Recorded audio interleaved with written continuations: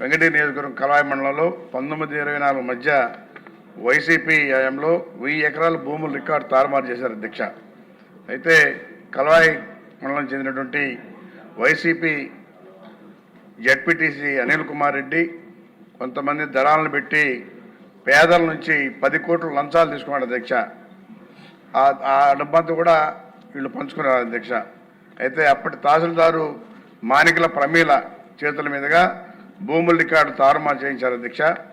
అయితే ఉదాహరణకు 10 ఏళ్ల కిందట చనిపోయినటువంటి కలవాయికి చెందిన బచ్చల దమయంతి పేరు మీద కేశవనేనిపల్లిలో స్థానికేతరులు డీపాం పట్టా పుట్టించారు అధ్యక్ష.